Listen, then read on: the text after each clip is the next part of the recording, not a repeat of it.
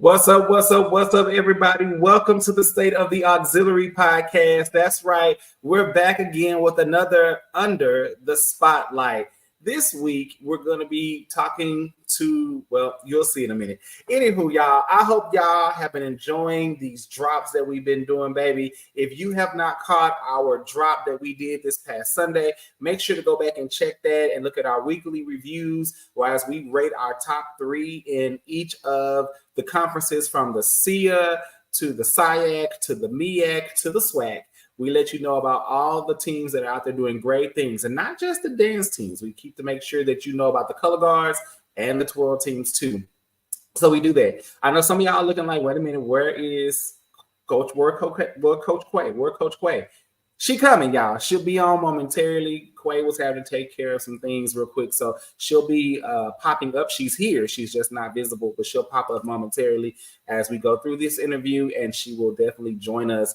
At least that's the plan. But she has to wrap up some things. So while we're going through, we're going to get into the things, y'all. So make sure you like, comment, and subscribe to our channel. You can do that by following us on all of our networks and platforms. That is going to be right here.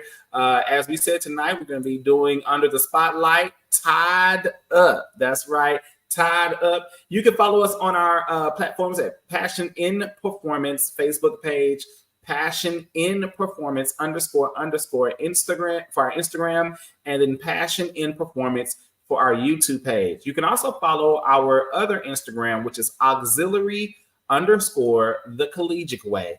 That's right, auxiliary _ the collegiate way. And that will, you can keep up with all the things that we post, what we do, and everything we got going on. Don't forget to like, comment, and subscribe, and make sure you support this channel. Also, don't forget you can stream us on Spotify and Apple Podcasts by simply searching State of the Auxiliary. We post our episodes at the beginning of the week, each and every week. So you'll be able to go back and pull those episodes and what we have going on and listen to them, watch them as you work out, exercise, drive the car, all the things. So make sure you support us over there. All right, y'all. Y'all know week 6 took us out. We are headed into week 7, and baby, it's so much going on. I hope y'all understand that. So look, the State of the Auxiliary for this podcast is knowing your history. Okay, it's gonna be so simple. The State of the Auxiliary for tonight, for me, Quay will give you hers when she joins, will be knowing your history. Okay, it's so important that you know your history, where you come from, and how we got to where we are today. A lot of times we're so enthralled with what is current that sometimes you got to go back and take a quick walk down memory lane to understand everything that has occurred and where we're headed. So tonight, I'm not going to further delay, because look, it is time to get into all the things, okay, to get into all the things. So we have a great guest coming up tonight. Again, the topic is Under the Spotlight, Tied Up, okay? And if you know who this guest is, if you recognize the picture and you know, then you understand that that is a play on her name or her nickname, okay? And so she's going to be coming. Before we bring her up, we're going to give you just a little bit, just a touch of this girl. Now, she was a Golden Girl of Alcorn. See, I got it right today. Alcorn State, because y'all know I'll put Al in there real quick. But she was a Golden Girl of Alcorn State. She not only was a Golden Girl, she was a tail. Not 1, but 2 years of her service. And, see, y'all thought I was done. And she led as captain in the 2011 season, baby. Some of y'all don't even remember that part of your life because y'all too new in this game, okay? This is when YouTube was fairly new and you barely got good videos. So this is an era that some of you may not understand, but it's okay, because we're going to pay homage today. We're going to have a good sideline chat, and we're going to get into some of the things today with our GG tonight. So with that being said, here's a little video clip, and then we'll be ready to bring her up shortly after this clip.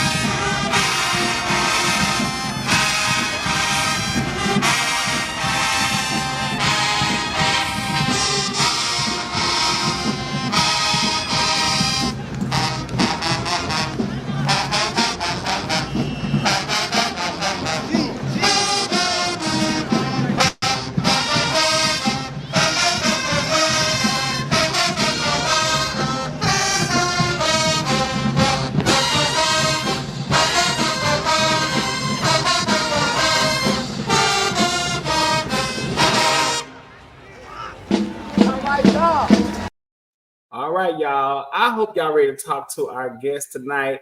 That's correct. Give it up for one unlike any other. Baby, you got Miss Ty. Wait a minute. Why her face said? Where her face go? Why we got no face? Okay, let's try this one instead. Give it up for Miss Ty. Baby, what's going on? What's going on with you? Hey, what's up? Not much. Welcome to the podcast. First off, thank you for joining me and Quay. Again, she'll be here momentarily. But thank you for joining me and Quay tonight in having this Under the Spotlight interview with you and getting to know more about you, your time, and just a little bit more backdrop about you. And also some more about the Golden Girls, because for each time we get to interview somebody, we get to learn a little bit more about an organization. And so it's always good to kind of get that history lesson.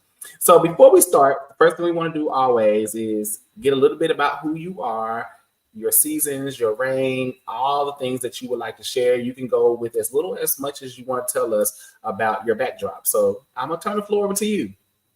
Okay, well, I'm Tashana. A lot of people call me Ty. I'm originally from Cleveland, Mississippi. I entered into Alcorn State University in 2008.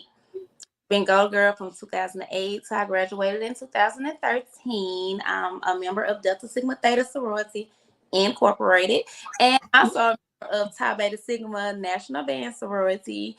Majored in education, minor in early education. I only did that so I could stay that extra year on the yard, because y'all know once you start, you can't stop. Like, I don't know, but so that's it. Listen, did a whole lot of coaching.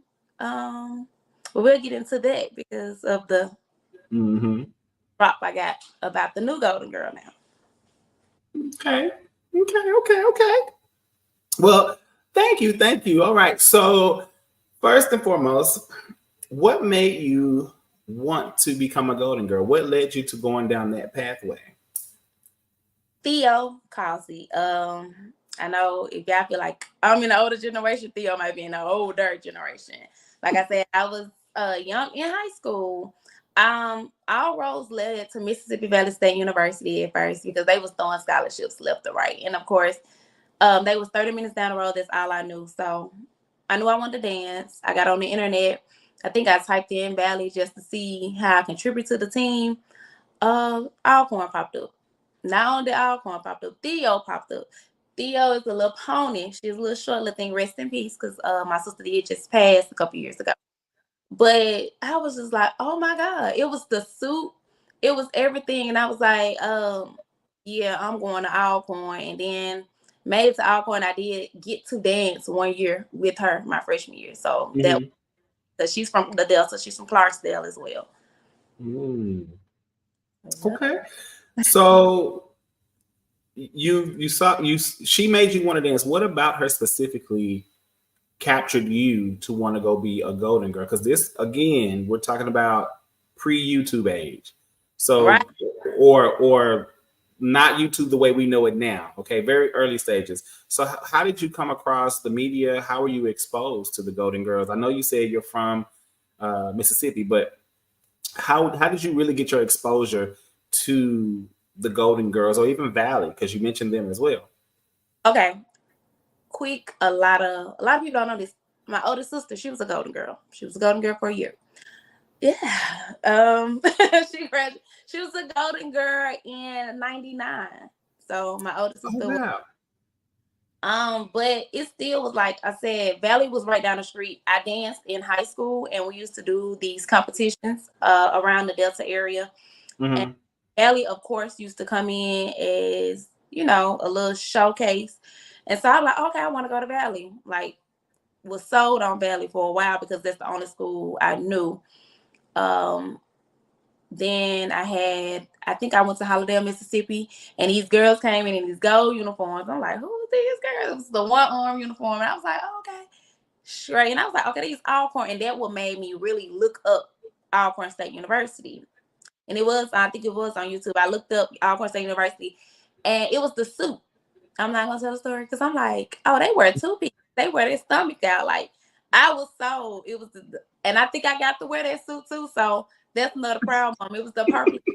the windshield with the gold pants. I was like, yeah. And then being from the Delta, some of the counts are brought to our school. So I'm like, oh, I know that count. So if I get there, I ain't got to learn much. I this and like I said, I want that suit. I want to wear that suit and I want to dance with that girl. And God made that happen because, like I said, I wore that suit and I was able to dance with them. Look at that. Look at that. Okay. So you leave your high school, you got your inspiration, you now made your decision to go to Alcorn, and I'm assuming audition to be a Golden Girl. So what was that process like for you? Long. Oh my God. My freshman year tryout was very long under the direction of the late Samuel Griffin. I don't think he ever did it like this before, and I don't think he did it like this again. We were in band camp, because we tryouts doing band camp. Like, you are not a Golden Girl or anything. Like, so everybody who's interested in becoming a Golden Girl, they'll come in doing band camp, which is in July. And we was just learning everything. And y'all already know what year I did. We still had to do the baton. So we had to do the baton routine. And I'm like, why am I having to twirl this baton? I'm not trying out for twirler. So we had to a whole baton routine. We marching the shoe. We're doing everything in band camp as if I was a Golden Girl. But he was so petty. He would not release that tryout date. And we was like, when do he was like, he just kept saying, when it's tryout, y'all be ready. I'm saying, so it's coming up. It's now August. It's coming up to the first game. I'm like, we still ain't had tryouts like at all. It was the Sunday of the week of the game. The game was the following Saturday. The Sunday, I'm walking in, hee ha ha. Line up. We've been to have trials. I'm like, what? We're running in the room. All you hear is burnt hair because we trying to flat iron his hair. We're trying to put lip gloss on. We was like, I mean, we are panicking at this moment. He lined the band up in his little small little room. And he was like, line them up. Let's go. And I'm like, do I even remember the tryout routine that I've been practicing since I graduated from high school, because they threw all this other stuff on my plate, because even the captains were getting frustrated with him. Shelika, she was just like, when we going, because you haven't had trials, Griff, like, you're being unreasonable. How are we going to learn a routine? So he was just like, keep teaching them. So we just still learning camps throughout the whole band camp. I'm like, okay. And it's frustrating for me because I like order. I'm a little ADHD, OCD, whatever you want to call it. I like order. So I'm like, all these girls who really didn't have it, no shade. And I'm like, they kind of getting in the way. Like, can we just go ahead and get the group? And then, of course, our parents have to travel to us. I stayed 2.5 hours away. My mom, like, do I need to take off Saturday or not? Are you going to be on that field Saturday or not? And I'm like, Mama, we ain't practiced. So we go in and the trials are kind of the same. We walk in. Of course, we do the little body presentation. We go in the bag. We come out. They playing No Parking Baby, and we got to march around, and then we have to do the baton routine.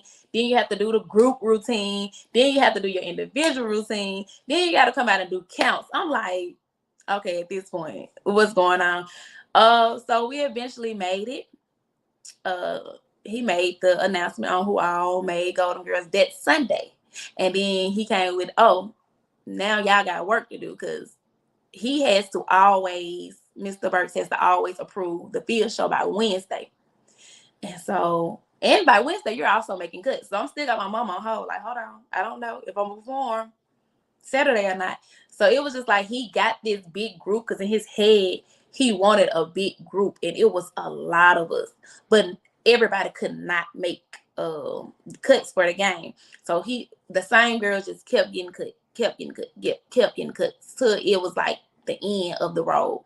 And no, I think a homecoming or something, he tried to put everybody out there. It was a show. And I'm glad that wasn't recorded, because I'm like, you putting all these girls out here, they've been getting cut every week. It ended up being just 6 of us, 3 newbies. So it was me and my 2 crab sisters, Jazz and Christian.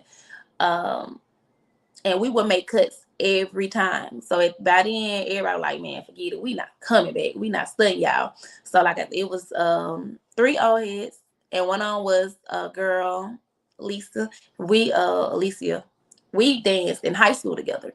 So it was 6 of us. That's why by the time Classic came, it was only 6, maybe 7. But because everybody else just thought like we just not gonna keep coming back for this. You're not putting us on here. So freshman year was scary. I don't know how we did it, but we did it because Mr. Burks, it was his show.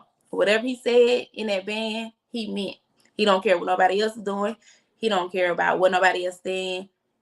You say something wrong, you're getting put off. I don't care if it's the Friday before the game, we go out there and do a routine, change the whole routine. I'm like, what?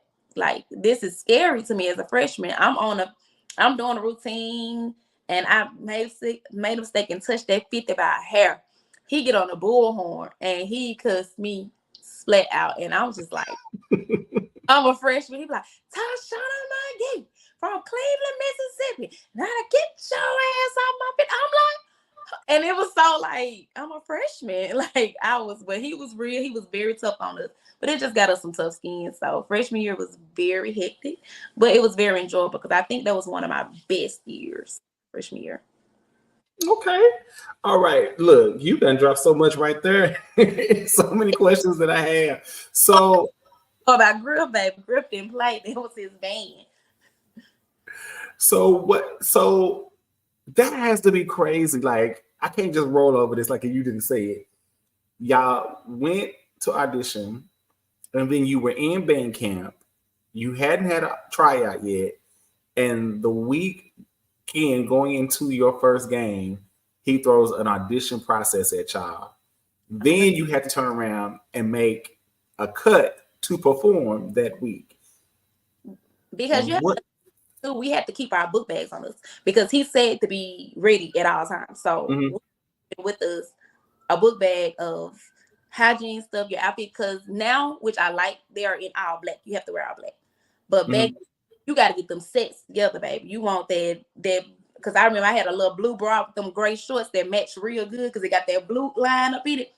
He wanted creativity too. Like, and I ain't just talking about fresh, like little Nike bra with some Nike shorts that did it justice. So we had to keep our tryout uniform. Like, we laying it out like the first day of school. Like, this is what I'm trying out in. So this is at all times. So walking in there, hee ha with everybody. And he like, and you see the band, because the band is very messy, guys. They knew what was going on. They sitting Indian style. And I'm walking in like, hey, get them together. It's time for trials. I'm like, what? Like, everybody fighting over plugs. I'm talking about we just burning our hair, trying to flat iron it straight. I'm like, he got it. I'm still got the baton. I'm like, what if I drop this baton? Had never threw a baton ever. I'm like, if I drop this baton, and I'm just freaking out because, like I said, it's like 5 or 6 parts to the tryout my freshman year. So why do you think they were still making y'all audition? Because as we saw in the video, there were twirlers in front of y'all back when Alcorn still had twirlers. This was mid 2000s. Y'all still were marching twirlers. And I believe through all of your March years, y'all had twirlers, correct? Yes. Okay. So if y'all had dedicated twirlers, why were y'all required to audition? It was, and we weren't even auditioning for twirling. Like, even if you didn't make Gigi, that still didn't mean you made twirling. There was just, okay, Griff founded the Golden Girls in 1968. He's been there. So he's used to, when older people get in their mindset, he used to what he used to. When the Golden Girls came out, they was twirling. They was majorette. So that stayed there. I'm talking about we having to buy batons that we ain't even gonna use. I'm looking around, I'm like, Mama, we looking around at all the baton stores because it wasn't as easy as getting on Amazon and just ordering the baton. I'm like, we got to go to different stores to find a baton just for a small part of our routine, which was crazy. And I don't think he did away with that. He might have did away with that after that or my second year. I don't know, but thank God. They better be glad he did away with it. I don't know why we was being judged on that. And it wasn't even like, one day y'all gonna have to twirl. One day we did nothing with the baton. He just wanted it there. Griff was tough. Listen, if you came up under Griff, you are a soldier. He was. I understand. So you had to do the audition with the baton, y'all's dance, all the other stuff that y'all do. And so when you found out you made it after this long process of what we would consider in today's so backwards, but after you went through this process, you found out you made the team, you were making cuts, all the things, even getting down to, I guess, the few of y'all that continued after the initial number that you said that was kind of large. How did this lead into you going into your second season, and how did you feel about that? You know, how did you feel about being a golden girl, the uniforms? Like, how was your game days? How was the process of being a golden girl? I mean, not as far as the behind the scenes, but just being a golden girl in It, that day and time prior to social media and YouTube fame. And what does that look like? it was still the same almost, but you just didn't have as many cameras in your face. Mm-hmm. You had a lot more privacy. Like everybody was cool with the Golden Girls. But like I said, now I tell them they get everything. Y'all makeup be wrong. We didn't get any. We didn't have that much pressure on us. We was just and then we really didn't have no downtime for anything. Not saying they do, because I'm sure they don't. We were always at practice, like always at practice. It was time we would skip. We tried to skip practice one day for midnight breakfast, and we got like our mama came in with a switch. If the Golden Girls in here, we ducking and running because we like, we got in trouble that night. But it's just like it was the same. And it's, of course, you can see we still had that little footage, even though it wasn't good quality. But I Mm-hmm. think everything is still kind of the same, but everything is just like the newer version of what's going on. Like we had the secrets, like you like now you wondering if any of that happened back in the day. And we could be like, it did, or it did, because Mm-hmm. we didn't have the cameras on us at all time. We had the one photographer, no, with two, and they would be on the side. Like we only had two cameras. Now I look and it's like 50 of them out there. We only had two, and we was fussing. At least they do them justice back in the day. They did us no justice. I remember doing a flip and my hair. No, I did a whip and my hair was up. And of course, we didn't have the wigs. We had the so my hair up. I had just had a fresh cut, so my leave out when it pushed up like a flying eagle. And they would post this stuff, and I'm like, why? This embarrassing pictures. But they looking at it like, no, we got good footage. No, it was some, I had to tuck my hair wrong, and I'd have pulled. I was, you're tired at the end of the routine, so that last Mm-hmm. you resting in it, I done smushed my hair in, so my leave out poking out. Like they take pictures like that they don't think they embarrassing. They just like, oh, we got a lot of pictures of the Golden Girls. I'm not gonna go through and edit anything because editing it ain't nothing. We're not editing nothing. We're gonna put it out there as it is. And we like, man, I'm caught Mm-hmm. on this picture. Like it's so many pictures of me out there that I could post, and I know exactly where to get them. I'm definitely not posting them. This man made a calendar of us, and he had a picture on each month. Like I had my own calendar, and I'm like, but why would you put that picture in there? Like I'm dark on this picture. I got my tag hanging out. Like I said, it was no filters. It was no, Mm-hmm. it was no nothing. What you saw was what you got. You better not be sucking your teeth in the formation. He got it, and he gonna post it. Not to be in, like we was embarrassed, but he wasn't trying to be embarrassed, and he's just like, hey, these are the Golden Girls. And I'm like, okay, you could have got us a little better, but so thank God for editing and creativity, because baby, we didn't have any of that. Baby, you reminded me of that era before people really embraced wigs. Before wigs got good. When They we was in the so in phase. where we Say like it one time. David was like the wigs we wearing, the full wig. I think David was the first one. My last year, wearing a wig, because everybody else we would have wigs. We'd be them clip-ins like a U-Par wig. We ain't got no Yeah. like. David came and we was like, what that you got? Oh, David had a wig. And we was like, oh yeah, we finna start getting wigs because her stuff ain't moving. Ain't nothing out of place no more. But like I said, it was the end of time. Then we still was rocking ponytails and all that other stuff. Like I said, they did not care. We could be in a mid bite, like eating our food. They finna snap a picture of the Golden Girl and they gonna put it on the internet. I'm like, no privacy whatsoever. Like, that's how they did us. So Which we look back and laughed and enjoy. We're like, girl, you remember that? But other than that, no privacy. Thank God they got privacy because now I see the girls, they go in the bathroom, get cute. We had to get dressed on the bus. They put the drummers off the bus and we put up a little curtain and we're on the bus trying to put on tights. And I'm like, okay, y'all didn't get it out the trenches, but we paid these ways for them. And I'm glad they finally got it because when we was on a rocking bus trying to do eyeliner and it was a lie. They did us wrong. I remember those days are not that far removed from the getting dressed on the bus and putting costumes. I grew up in that era of the dancers and auxiliary getting dressed, having their own bus, having whatever, or sharing the bus, like you said, with the drummers and having to get dressed and pull the curtain windows on the bus so that they could get dressed and do the things they do to, look good to the crowd. I remember those moments where now, like you said, they do block off restrooms. I've been a coach and I would make sure we blocked off restrooms for the girls when they could do like halftime change or whatever and, freshen up and have that privacy. It's a different era, especially that leave out era. Oh my God. Lord, we have come a long way from the leave out era. Let me just tell y'all that if you have look, they don't even know how good they got it. Because that leave out era is real. It's real. Okay. So what about the fandom as you now get into your Golden Girl from your freshman going into your vet season or seasons? How was fandom back then? We see what it looks like now, but what was the fandom like? I know you said it was similar except without cameras, but when you got there, were you expecting the amount of fan love, energy? Like, what were your expectations as a dancer and what did you receive? No.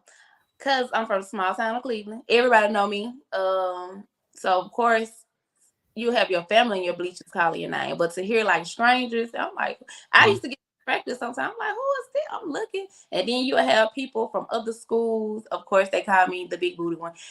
You would have them calling people from my school, like, that big booty Golden Girl. What's her idea? And next thing you know, we playing them. And everybody like, hey, Ty. And I'm like, hey, who is it? Was weird to me at first because I'm like, I'm used to my family hollering.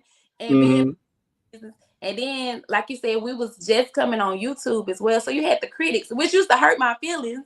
We're gonna talk deep up into that too. They used to hurt my feelings about stuff I did, and I'm like, I didn't have any control. And I was like not being able to defend myself and just like just a lot of people. I remember going to Memphis one day and we was at the mall.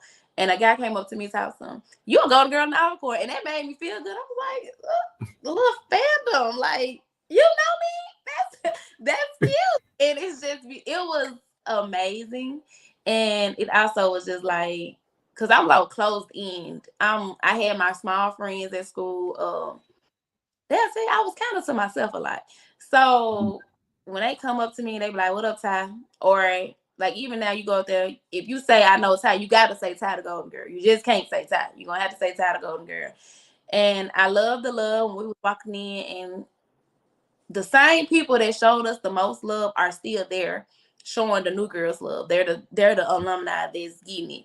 But that fandom, that Gigi name was real. It's still real, but it was real. Like they used to call the Gigi's the gangster girls. And I used to feel because I used to be scared of my big sisters because I'm telling you, that fame, they wanted that name to be, oh, you gonna be it, y'all. The Golden Girls gonna be it, y'all gonna be it. They used to come down for homecoming. I used to be scared out of my mind. I used to be a little girl in the corner, didn't want to talk to nobody. Like, don't look at me, don't notice me over here in this corner. I hope I'm not doing the camera. Rip used to like sick them on us, like get them, and I used to be like, oh, like why did you let them in practice? But they really just wanted the best because I hang with a lot of the older Golden Girls because towards the end, I was the only one from that first era that came in that stayed because my crab sister Jazz, she ended up leaving and going back to Jackson. And Christian, I think she didn't even dance anymore. So I'm like the last one left from the 08 squad. And so it was like people knew me longer. So the older girls who would come in, they would sit beside you in the bleachers. If you mess up, they'll come and I'm like, oh, hey, you know you did that count wrong, right? I'm like, I'm sorry. Can we get back so I can do it again? Like the Golden Girl name held weight, and they want to just make sure that you not only just walking around saying I'm a Golden Girl, that you own your stuff, because they coming at you academic wise, they coming at you about everything, because you ain't just be nobody in a pretty face. You gonna hold yourself with a lot of respect. That's why a lot of those was too big, because Griff used to stay on about that too. We got weight cut every week before the game too. And I was 140 pounds, very little, very petite, with a kind of bigger butt. I used to pass body cuts, and they used to be like, come on, girl. Like, he literally used to take us in the back. He had the sports bra on, the bottoms, and he had a measuring tape. Come on, it's tape. I was like, I know I ain't gonna make it. Hey, but he knew, I think he knew what he was doing, because I would come in, I would stand on the scale, like, come on. Literally, the 40 pounds is my butt. Like, we not even gonna like, I don't have anything. And he used to try to cut me every week. And Sister No, our sponsor, was like, girl, you know that. And it was just crazy. And I had no hips. So I used to get bottoms a medium, because the only thing I had was butt. And if I got a large, I had that seat. He would, like, I would walk down in the bedroom. He'd be like, he called me Tia, come here. And I was like, huh? You better not be scratching my gold uniform. I'm like, what are you talking about? He had a drum major, which was a girl, to look inside my bottom, like the tag, to see what size it was. And he found a medium. And it was like, this is all in front of the band. He was like, if you don't get down there and go walk her down there right now. I'm like, we are 5 minutes about to march to this stadium. And you want me to walk her down there to that uniform room, and you get your big butt out my life. So I'm like, I'm not. That's Zenobia. Girl, just go down there and just come back like you changed. I'm like, Zenobia, I'm not wearing no large. That large gonna be big and saggy on me. I'm not doing it. So it was just a lot. Like every hour was on us. Like, and they used to snitch. The band members used to snitch on us, so they used to be on us too. So yeah, I'm kind of glad we ain't got that front spotlight, especially in Griffin area, because he wouldn't allow majority of the things that are going on now. So Griff, band director, founder of the Golden Girls, a lot of control from what I hear. Can you give us a little bit of the regulations and rules? Like, are you able to give us some of the things that y'all had to abide by during your time there? If you can't, we understand. Yeah, it really wasn't any rules. But I love the way now, I can't say now, how the girls venture off and they do their camps, like, you know, Golden Girls holding this camp. We couldn't do stuff like that. He didn't want the Golden Girls on no flyer. That's his name, because a lot of even parties that was had, they were like, oh, okay, Ty the Golden Girl. He was like, you can put Ty on there. Don't put his go. Like, Griff, like, I own his name. Y'all not putting it nowhere. I don't want to see it nowhere. And a lot of things that came with, like, uniforms, I'm glad to see them in. Like, they just did the pink uniform. We was like that. Oh, y'all are Golden Girls for a reason. Yeah, we not getting in no purple uniform. We slid that purple uniform in my last year. But other than that, you are in gold. Gold. The closest thing we did for breast cancer that year was pink shoelaces in our gold boots. That was it. That was all. And I think that's on one of those pictures. We had pink shoelaces. That was the closest thing to pink you get. And I'm like, bro, we can't do it. And I was like, white uniforms. He was like, y'all are the Golden Girls. So just keep your weight down is all I can tell you. Keep your weight down. Stay out of drama, because like I said, Golden Girls were an easy target. Everybody wanted to run tell on us. And Griff was putting you out left to right. And he don't want to hear. You can go tell your mama. You can go tell the president of the college, and he gonna come down there. He gonna run him. He gonna run him out of there too. Like, this is my band. Griff did not play. Like, Griff had a lot of allegations on him and everything. Griff always came out on top. Griff like, I don't. This my band, and that was his band. What he said. Go. Griff put names in a hat one day, and pull 5 names, and them 5 girls that performing. We were like, what? Like, any 5 names? So Griff did not care. He would kick if his mama was on that Golden Girl team, he'll kick his mama out. he didn't play that at all. And like I said, he will wait because of course we will do our routines behind closed doors, and we'll finally come out with them like on Thursday or Friday. If you didn't like the routine, you better go change all of it. I'm talking about every piece of the routine. So, but it Wow. really any rules, but I mean, just a whole lot of expectations to be a golden girl. But that's the norm. So you were tail two of your seasons. I'm assuming your second and your last season, second Yeah, and fourth season. third and fourth season, Yeah. maybe. Yeah, I might have been tail 3 seasons. I don't know. I have to look that up because I remember I always was the tallest, but of course my freshman year I wasn't getting on that end row. My second year I did. The third year I did. Okay, so I did do it. Cause that's when we lost the captain and we kept rotating who was gonna captain that year. And I was Mhm. always on the tail as well. So I think I did 2, 3 years on that tail before I became captain. Okay. Okay. So you tail. How did you enjoy your tail experience It's very overall? different. I wish, like I said, I wish we had that much freedom because tail was it was exciting. You bringing the girls in. You get to throw a little spice on it. Not as spicy as they do it now, but you do get to throw Mhm. your hint on it. Whether you sit down extra slow, and all eyes are on you, trying to see what you have. But it's also hard because you have to stay on your toes because the captain will throw a signal for she gonna throw an A County star from the tail down. And sometimes I don't lie, when I got in front of the crowds at first, it took me a while to warm up to the crowd, even though it's the same crowd every year. I would get shell shocked in front of a crowd. So I would let my captain know that because I'm like, girl, do not do maybe second, third quarter after halftime. Do not do coming from the back one by one because you throw a count, then it automatically me. Baby, I need 3, 4 people in front of me to do that count before I can do it right because I got to get all of this stuff out of my head. So it was still a lot of pressure as the tail because of course they're looking at the captain, then they looking at everybody else. But then you're bringing them in. You like, okay, the camera finna zoom in on you. And I'm just like, Mhm. all right. So it was fun. I think I enjoyed tail more than captain because it wasn't that much pressure.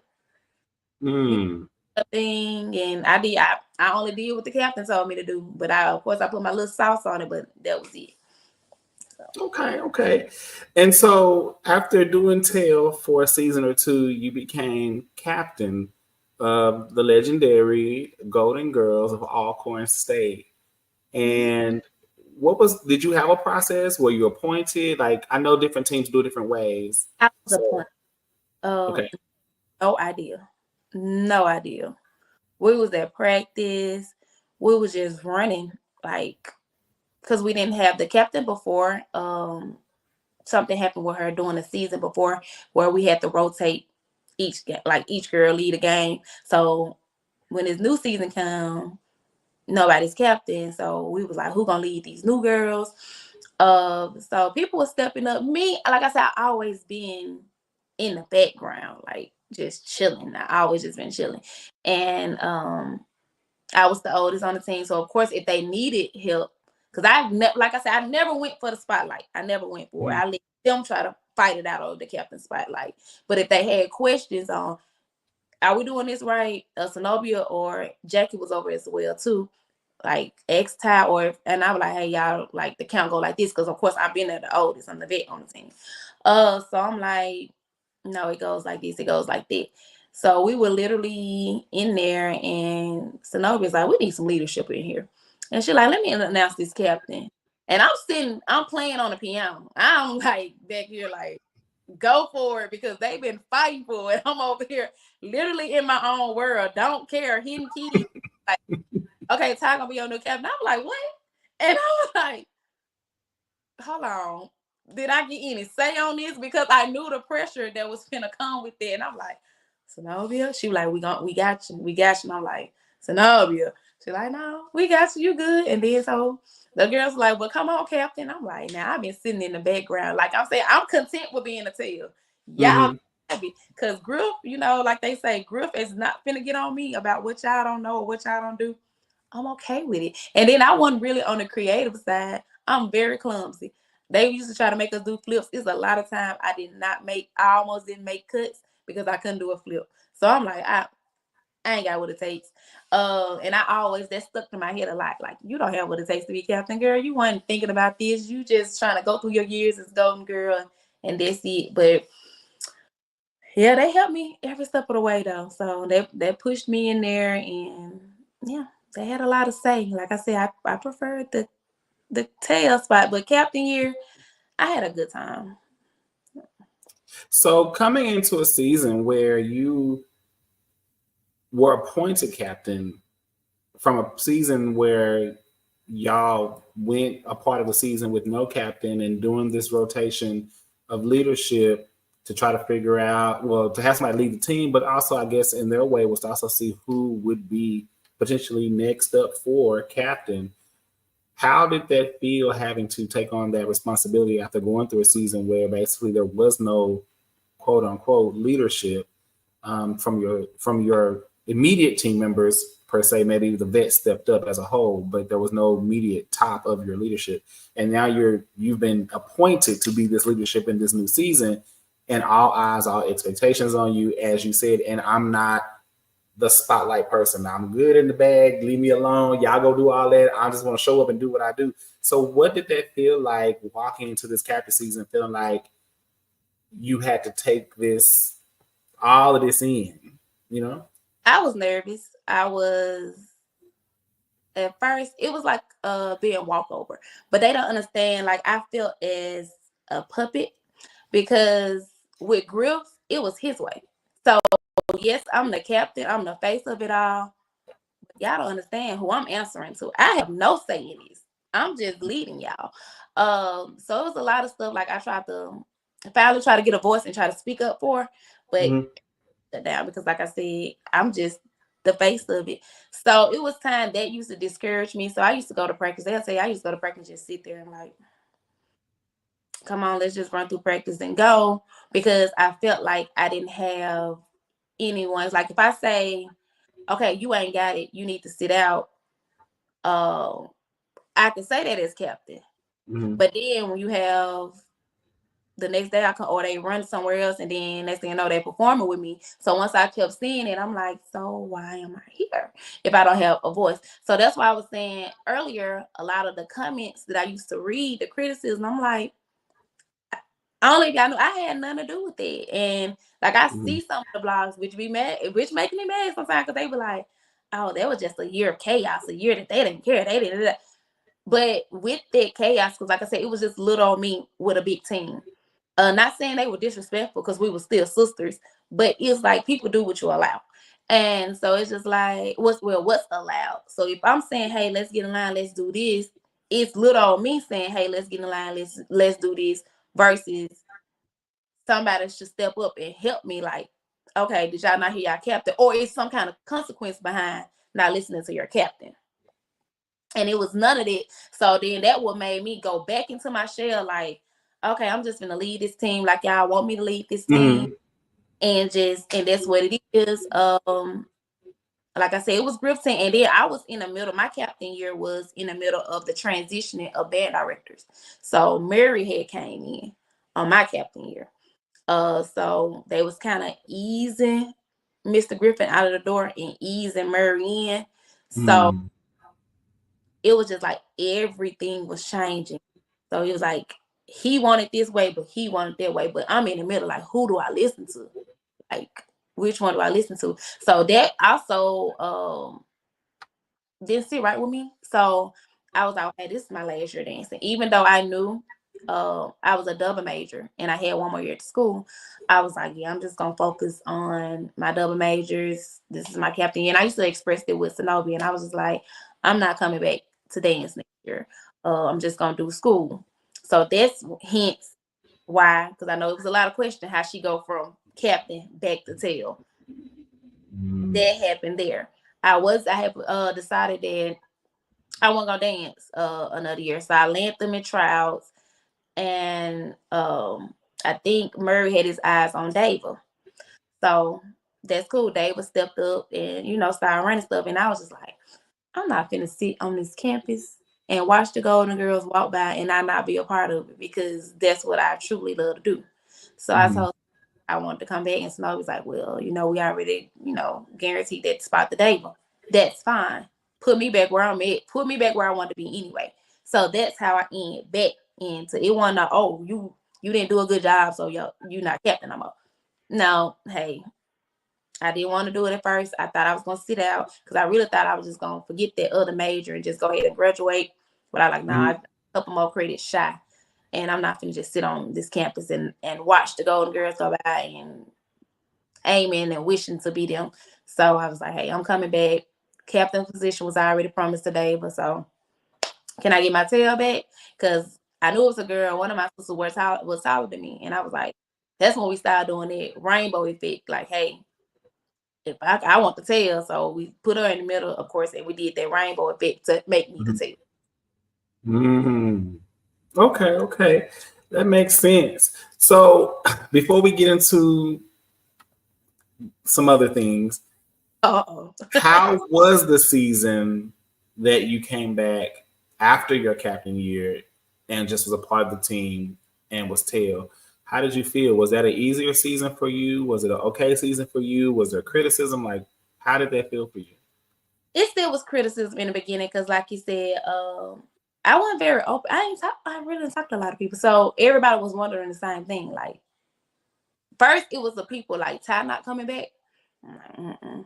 And then I remember one girl coming to me like, "Girl, you get a Golden Girl, matter of fact, like, get your butt up there." Because I think I heard, and I felt like I had to redeem myself too. Because if we watched the classic from my captain year, we had just played powder puff football with the cheerleaders, and like I said, I'm to myself. I'm literally to myself. I don't want to sound like I'm just naive to everything, but I'm literally naive to everything. I didn't know it was drama there. But we did Powerpuff football. Of course, you're supposed to be tagged, but they was tackling.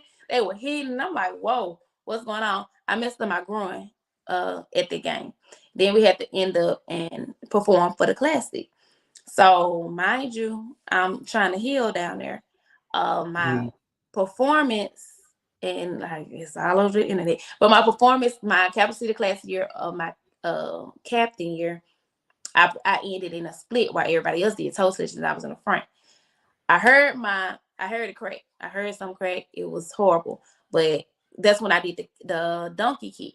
And I was like, okay, but you got one more A count. Just stick this A count out and the routine is over. So of course the A count was a split. And when we go to get up to march, y'all, I just fell back down because I knew something in there. I done tore something, I done did something. So you see me crawling off the field because I just couldn't. The people like, and like I said, it's just so much criticism. Oh, she messed up. I was like, where in the routine did I mess up? I didn't mess up. I literally hurt myself because you can see the army, our RTC getting together doing a barrel thing to lift me up and take me to the stands. Once again, being captain, it was so much pressure. I'm in a stand with ice wrapped around me. I'm hurting. All the alumni Golden Girls, like this point, they were deep. They used to be so deep. Like you had to have a section just for the alumni. You get because they put Dave in the front. And because I'm on the side, I'm hurting. They are, you get up right now. This your captain spot. You don't let her take your shot. And like all this is in my ear. Like, no, get up. No. Now you all right. You done did the hard stuff now. And I'm like, so I'm getting up and I'm limping. I'm like, I got it from here, Dave. And my mama looking at me like, girl, if you don't sit your butt down. But my told me to get up. So I'm finna get up, like, and I'm smiling through the pain, trying to finish. Because like I said, that's another thing. Like it's a reason for everything. So if you see the class, you see David leading some at first. I'm on the sideline, iced up. They telling me no, get up. Cause at them 2 days, like this is your last year. This is your last game. You don't let nobody lead your girl. You need to go out with a bang. Get up. You all right. We're gonna take care of that later. So I was like, all right, let me get over here. Cause Jacque, she's here, and I love Jacque Jones. Everybody know the legendary Golden Girl Jacque Jones. She was very tough. Like she in my hand, T.I. get up now. And I was like, okay, well, I'm back, Dave. So David went back to the back and I stuck it out. And then that's why I said the next year I did feel like I still had something to prove. Like I went out with that reputation of, oh, she must have messed up. She was embarrassed. She did this. I'm like, nah, let me show y'all. Because I don't know if them other years y'all forgot who I was, but let me come back and show you, like, this ain't me, this ain't me. So I just had to come back. I feel like, and when I came back, it was like the same girls almost. It was still the same. We're gonna do cuts. I think towards the end he stopped cutting, but we started getting on because Murray came, and Murray opened up a lot of opportunities for us because Mr. Griffin, like I said, he's older, stuck in his mind. He not doing no. I don't care if we got invited to the Honda Battle of the Bands. We're not going. We're not doing anything. We in fifth quarter. Somebody just blow talking outside your neck, and I'm like, oh, I know we finna get them. He like, oh, we finna play Jesus is Real. We're like, Jesus is real. We just got blue on, and we finna play real. And I'm up there like, yep, surely we just rocking like Jesus is real, baby, because yeah. Blowing, talking outside in there. I'm like, I know we got a song that we can blaze right now. And then he was like, all right, wrap this up. We were like, Griff, ain't no way you finna let another band run us out of our state. Like, Griff was so tradition. Like, man, I'm finna go home. And I used to be like so sad, wanted to cry. But Murray came in, he turned us up, he let us feel a couple of music. He brought on a strong team because Martin, who's now the band director there, was his assistant. So he came in with Murray too. So they took the band in a whole new direction. That's when we started, because little small sound kids didn't know nothing about Honda Battle of the Bands. And so it's like, you don't know nothing, you can't miss it. So we wasn't understanding that, oh, Jackson State going here. We don't care about Jackson State. Like, so when we finally got introduced to that was my year of of telling. So all of that was kind of interesting, being able to go to Atlanta, just going out of the state a lot to do all this new stuff that Murray is bringing into the band program. So he did do something there. He did. Okay. So you mentioned criticisms and fan comments and the comment section and all the things. So expand on that for a little bit. What type of things did you hear? You don't have to say anything specific, but what type of things did you hear? How did you feel about it? You know, what if there's something that you want them to know, what is it that you want them to know? You know, Y'all hurt my feelings, and the fact that I couldn't talk back fast enough. I was so sensitive. Everybody be seeing the rah because by then I was a Delta too, so everybody's like the rah-rah's high. Like, I had thick skin. I was still a baby, and all the older Golden Girls who knew me, they used to always come and embrace me. And it wasn't like in the girls I danced with, like Dave and them, they used to sense like it was never an issue with them from the older girls, but it was just, I was the baby of the group because I came in with all the old heads, and like other crab sisters left, so it just left me. So all the old heads used to come, they embraced them too, but they were like, "There go my baby," you know, they'll run the tie. I truly was a baby, and y'all was doing me like that on the internet, like. So I was really used to be upset, and they'll tell you, I used to take it out on them when I used to go to practice, and they wouldn't listen to me. I was like, all right, conditioning. And I was like, or I knew they hate Martin, or we just did a big field show, and we was walking back to the band hall, just easy, and I hear them talking, and I'm like, y'all know y'all not supposed to. I started marching all the way there, and then they marching, and they behind me like, tell how you do that. I'm like, cause like as a leader, when I do it, I know y'all gotta do it. Y'all might not listen to me, but when I'm in the front of this line and I do something, y'all gonna follow suit. So it was just hearing it, oh, she ain't got no control over the girls. Oh, and I'm like, where are y'all getting it from? Clearly it had to come from somewhere, or it's just what you saw. But like I said, it was never I ain't want the one to go want to tell on nobody either. Like, cause I feel like you see it too. Like, help me correct this stuff. Like, I feel like you don't have this, so you need to sit out. And if you feel like you don't need to sit out, you go talk to Griff, and oh, Griff, she trying to sit me out, and he come, who do you think this is? This my squad. And I'm like, so what am I talking for? I'm just gonna sit up here and be the face, you know? So, and it was just a lot of stuff, like a lot of advanced stuff they do.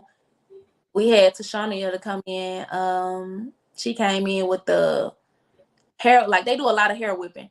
We got chewed out for hair whipping a lot. we got, y'all ain't no Jackson State. You keep that Jackson State over there. It's like, I hair a little bit. Like everything new to Griff didn't like new. Anything new. He like, no, y'all gotta come back.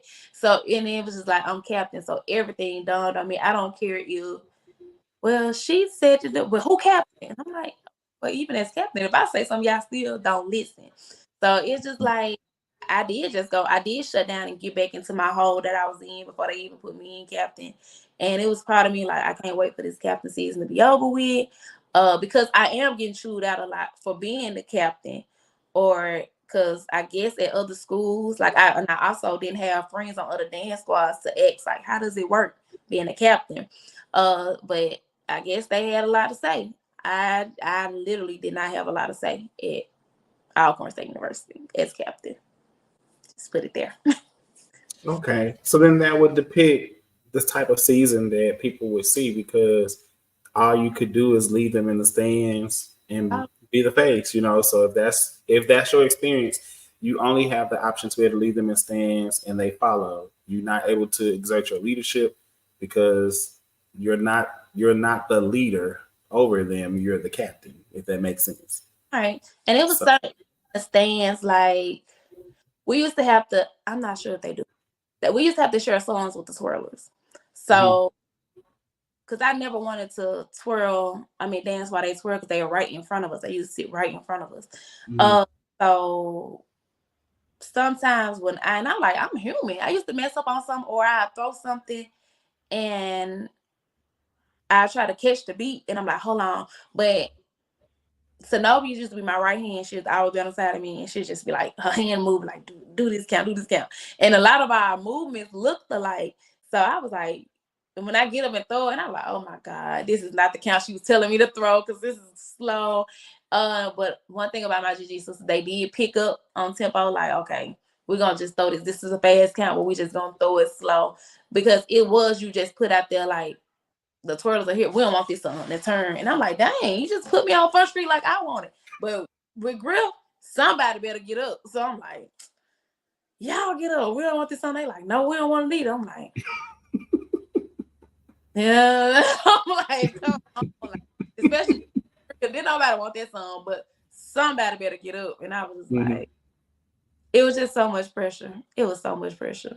Like, because you got girls that they all had opinions. Like, they all throw this count next. And so all of that is loading in my brain while I'm thinking about the next count to throw. And they were like, she ain't did this count. I'm like, okay, focus time. So it was just that, like, they still had my back on everything, but it was just the inner me that needed to get it together. I think it's good that people hear your story, because it makes people think about the backstories that we don't know. A lot of times we judge what we see, and of course that's what the crowd's going to judge. They don't care about the backstory, honestly. But as spectators, as people who are fans, the fandom, the people who love to watch, imitate, whatever, you don't always know what's going on behind the scenes of what you see. And sometimes we forget that. We only judge what we see, but sometimes you really have to stop and assess all the things that could be happening, all the chaos, all the discord, all the different directions that could be happening behind the scenes that you see spilling out in front of a performance, because we don't know. So, I want people to, I just want people to think that, and I'm glad that you shared it, because I want people to understand that sometimes everything's not what it appears to be in the front. There's a lot of things happening in the back scenes that's stopping the progress of what could be happening out in the public. So at this point, we're just trying to maintain, because there is stuff. And you were at a pivotal moment as a captain. You were in a pivotal moment where you were the last captain under Griff. Am I correct? Yes. Okay. You were the last captain under Griff. And as you stated earlier, you were in the midst of what you saw to be a leadership change, which ended up happening. And that leadership change happened, and so the direction of the program. So you were the end of an era, in a sense. You were the period to an end of an era that was about to take a new direction or a new statement. And as he was holding on to what was, they were preparing for what is to be. And unfortunately, your year of reign became the year of it. This is what GG is. And there's no changing to that. And then the following season, as you came back to be tail and Dave took captain, you said that a lot of things had changed in just the course of that one season. Right. Can you tell me a few things that were different?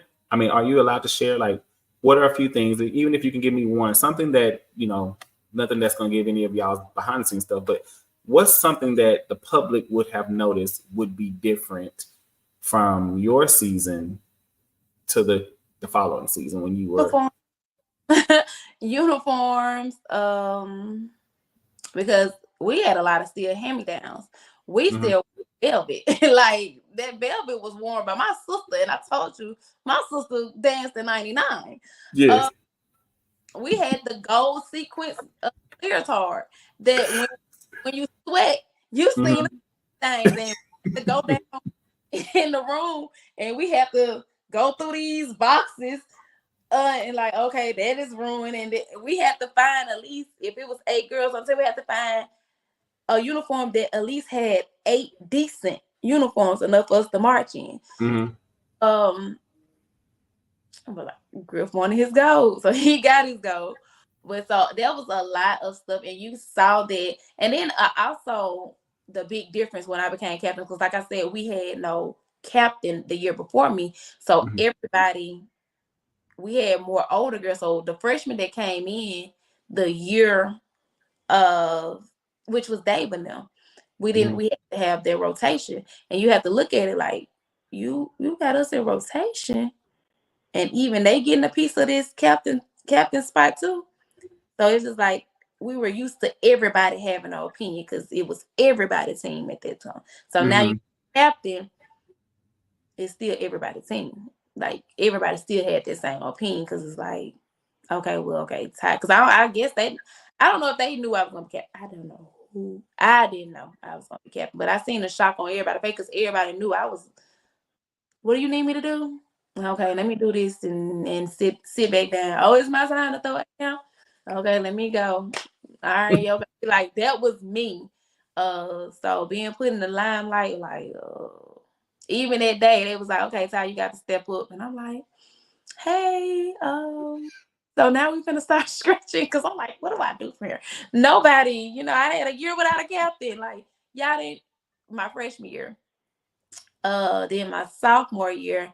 Then you got literally like, what am I doing? I have no idea what I'm doing.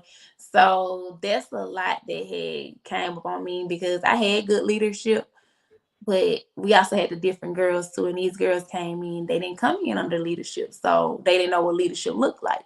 When they came, like I said, everybody had a say, so everybody had an input on something. But now they come in, and not saying your input wasn't valid. It's just like you have an input, and kind of what the captain says go, it wasn't it at all. So, but as far as the changes, you definitely saw, we started getting into the makeup more with that. We started mixing the purple and the gold, the uniforms. Yeah, our appearance, I know for a fact, became different during David era. Okay. Well, we're going to take a quick pause before we get ready to wrap up our conversation. Jacque is handling business. So I know I said she would pop up. She may still pop up before the end. She's actually in the back scene. You don't see her. She's here. She's just not able to get on screen due to circumstances that she's taking care of right now. So anyway, y'all know she's here. Just she's not on the screen. All right. We're going to watch this quick clip. Now, this is going to be a field show from the Alcorn Grambling game in 2011. So we're going to get to see field show. We're going to get to see a little bit of what y'all brought during your captain season that year. So, hey, we'll be right back after this short, quick field show.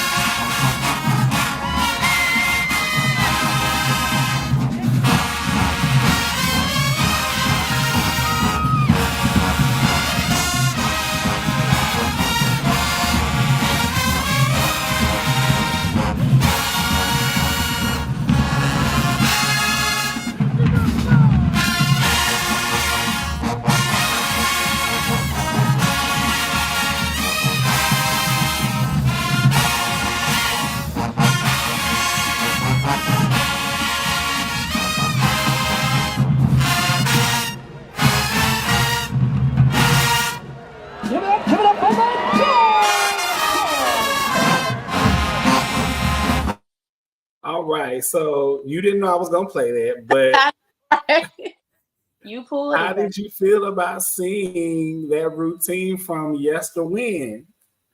What does it bring back for you when you see something like that? That was one of they got me right there. Oh, that was one of my I know. That's why I picked it, because it was a good shot of you.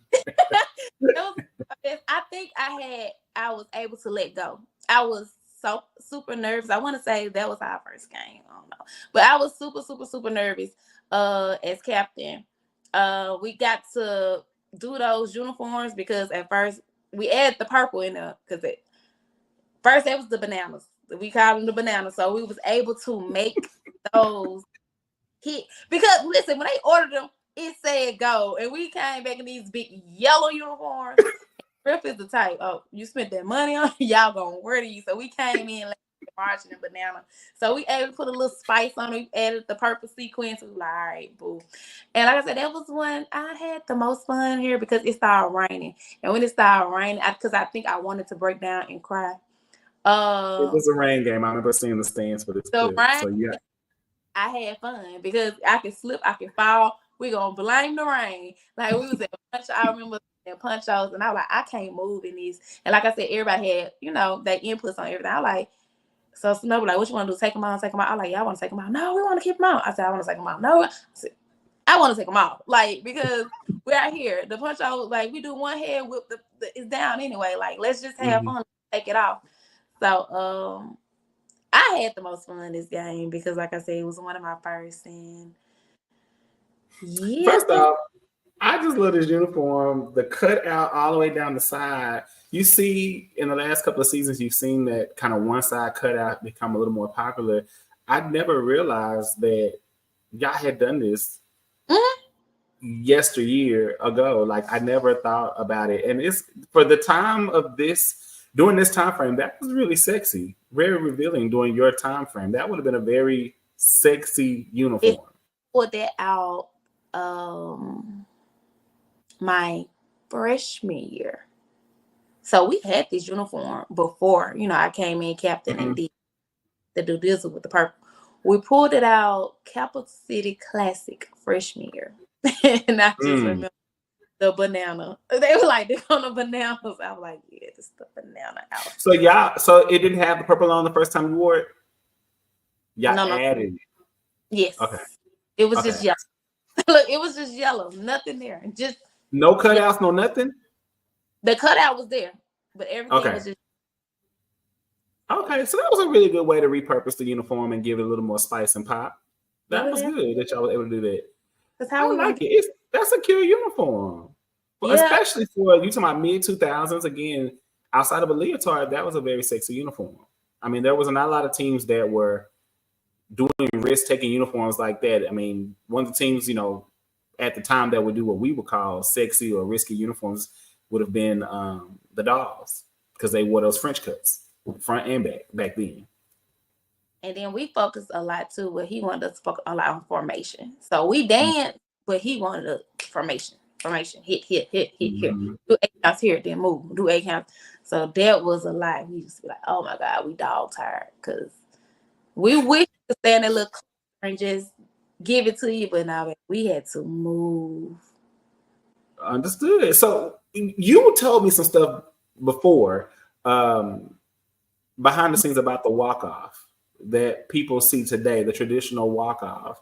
Could you share that with us a little bit about the walk-off that we see right here, how that has kind of evolved into what we see in current day? Current day, that so they still do that. But now they add a little spice. So that little spice was added. That was from the ramp for Capital City Classic, either my senior year or my junior year. So now what they do, the different one, they still do the get up on the toes, like they finna march out and walk. But then they stop midway and they do this little kick thing. And we incorporated that into that was a part of our actual ramp for Capital City Classic. And we like, that's cute. We just gonna keep that at the end of everything. So they've been doing a walkout, but we just added that, I want to say, my last year, the little when they're march to the side, march to the back, then kick, and then go off. Mm-hmm. So we put a little extra spice on that one. That's what's up. See how history was happening right there in your era. Y'all was laying foundation down that has become part of tradition. So, does it make you happy to see some of the things that y'all did during your era still survive to today? Yes, and also seeing the stuff that we try to do, that they're able to do, because a lot of people look at it like jealousy, like we can't do that. No, I'm proud that they got there to do that, because I'm like, hey, girl, we was fighting for that back in the day, and I'm proud that y'all there. Because, like I said, pink uniforms. I'm like, okay, uniforms. I'm like, now, I almost made my house and be like, now you saw them pink uniforms. You know, I wanted them pink uniforms, like, because we used to always try to, of course, dancing in the swag, you always want to try to show off the other team. Like, they ain't gonna come like this. They ain't gonna do. But Griff's put his feet down. We are the Golden Girls. We're gonna stay in gold. Like I said, I forgot how we pulled out them purple uniforms, but I know they were not his favorite. He was like, we are purple girls. And then, like, during my year, we were still ordering uniforms. We're not really making the uniforms then. So, okay.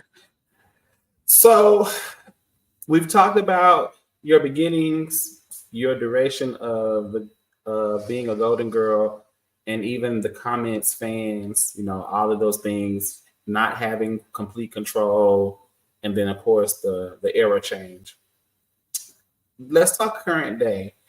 When you look at the Golden Girls current day and just the legacy that is now Alcorn, and the energy, the fandemonium of what they receive now, especially with social media, videography, everything on camera now that y'all didn't have to always combat back then.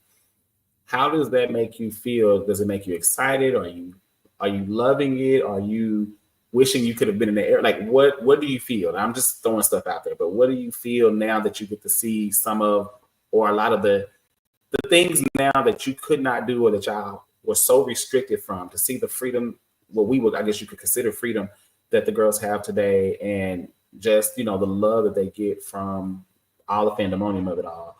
How do you feel about it? I love it for them. I absolutely love it for them. It's like, I'm like, yeah, I'm like listening, because I want something to show my kids. I want a little clear video or two. But yeah, I wanted, like, what now? Why y'all cameras gonna be? I say it all the time. I was like, baby, if my class, because it would have, that too would have made me open up more. I think that's probably what I had as captain, because it would have made me, you know, open up that support that they're getting, and that we're giving them that love, that support. Like, y'all could do no wrong.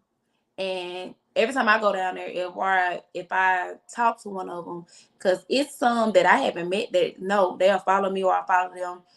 I can talk to them like, hey, if y'all need help here, this, there, any support, that we're always supporting them. So we love. So it's like proud big sister, mommy moment. It's like, yeah, it's like, I love that for you guys.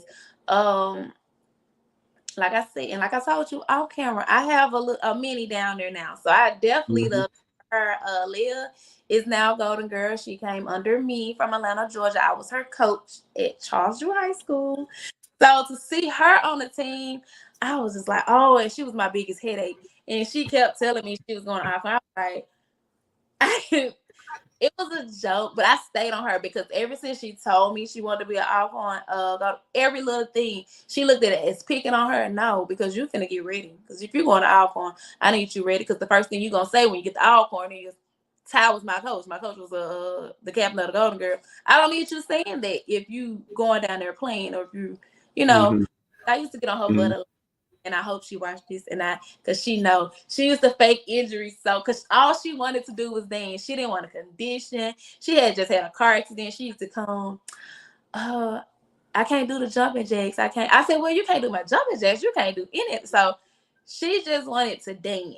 And I used to have to tell her all the time, like they would tell you, I will stop my practices anytime. If you want to go to intercollegiate school, if you want to dance, I was drop like history and wisdom on them. Like, I'm not gonna let y'all be mediocre. If I have to be that mean coach during the hours of 4 to 6, that's what I am, because I need to get you ready. And I will hope that I got her prepared. And I don't even know on down there still. But I will hope I got her prepared because I stayed on her butt. Like, it'll be another girl who will mess up on that count by a little bit. And I'm like, oh, you can't mess up on it. Because now I just seen a recent video of one of the counts that I actually taught them while they was in high school and she was doing it. And to see the smile on her face, I was like, yeah, I bet she went in like, I already knew this. But I was just like, okay, she making me proud. So I want to make me proud. And I just love the fact that they are getting, because Golden Girls have been slept on for a long time.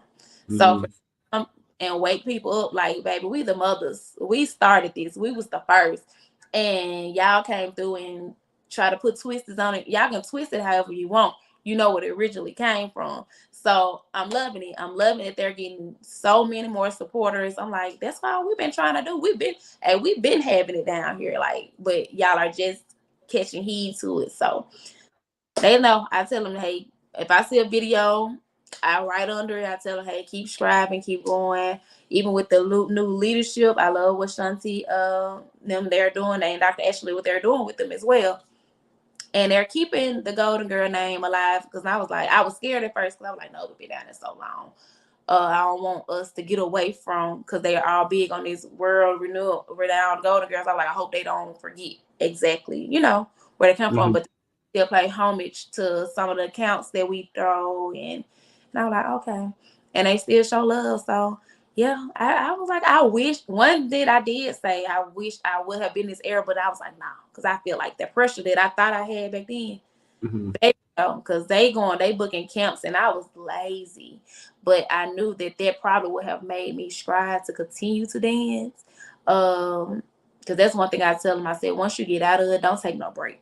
Continue it. That's what you want to do. Continue it, because I've talked to an old Golden Girl the other day, and she was just like, I can't throw an 8 count without getting tired. And I was like, that's something you have to keep up. You have to keep doing it. And I feel like I have very much love for Golden Girl, but I think my love would have been bigger and better, and I would have just learned and grew a lot more if because like I said, in that clip you just posted, I still had to find myself. I still have to find me. Like, okay, that's me, or that they know now. And then they got clips, they picked their Golden Girl, they made collages of them, they did. So that right there will show you, and you can see each girl grow every year. I feel like grow from the videos that were posted about them. And I was like, oh yeah, I love that for them. That's what's up. That's what's up.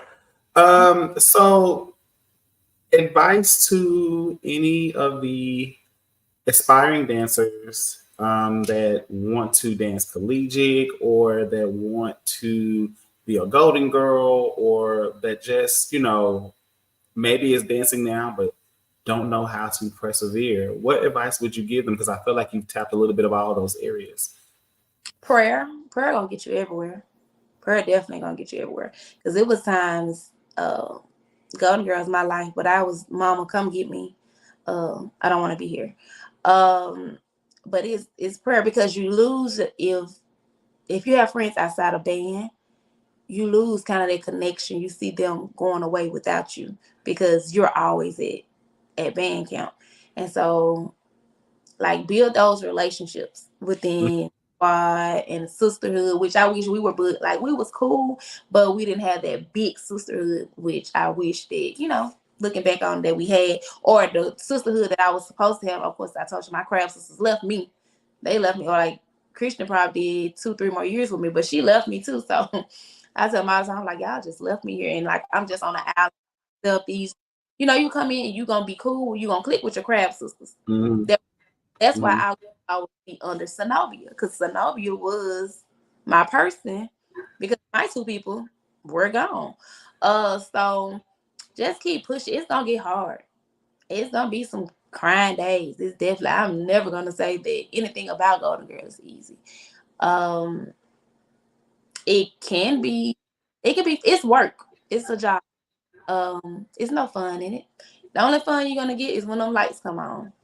Doing that week is no fun. It's nothing about it. You're gonna want to quit 100 times. You're gonna get frustrated. You're in a room full of female. Y'all gonna have arguments, agreements. But we was on the 2nd floor. I'm not sure if they still up there.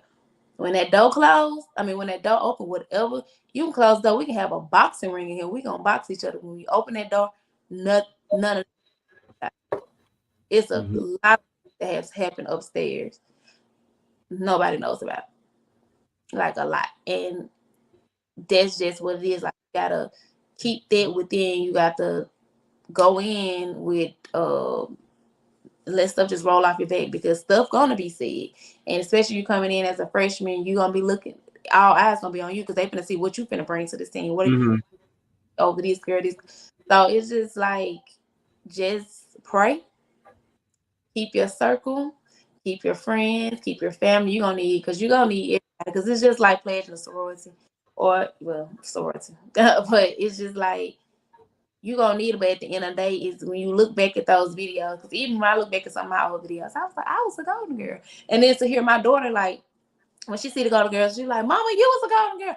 All of that is pride, and she Mhm. was able to see me perform at our 50th in 2018 as a little kid, and she still talks about that. My baby's 7, and she was like 2 or something when that happened. So it was like it's a reason, and it's a rainbow after this storm. But that storm gonna be when it hit, it's gonna hit.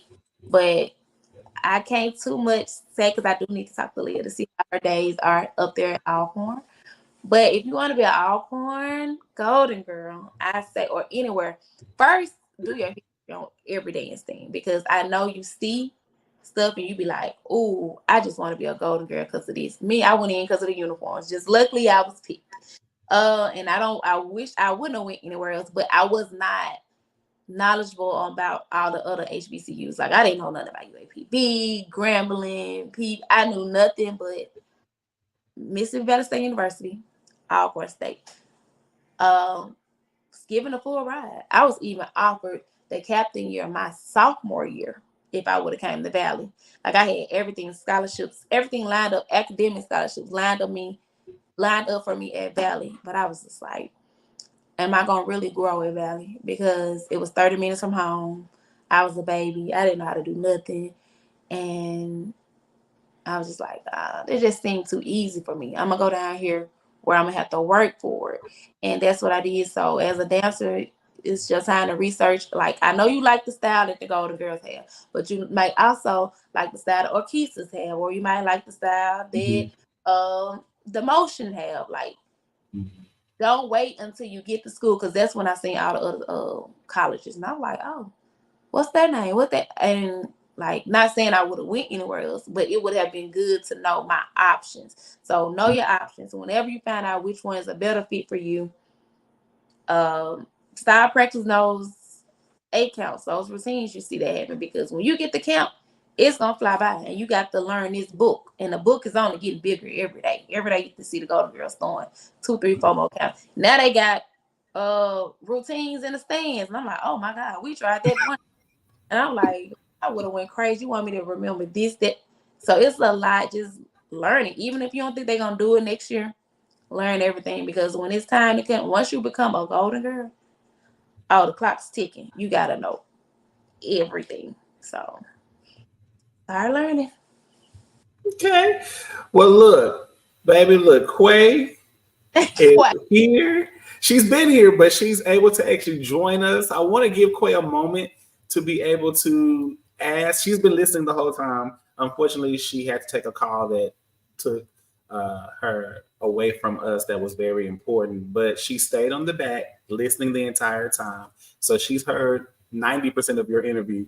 So, Quay, real quickly before we wrap up, is there any things that you would like to touch on with Ty?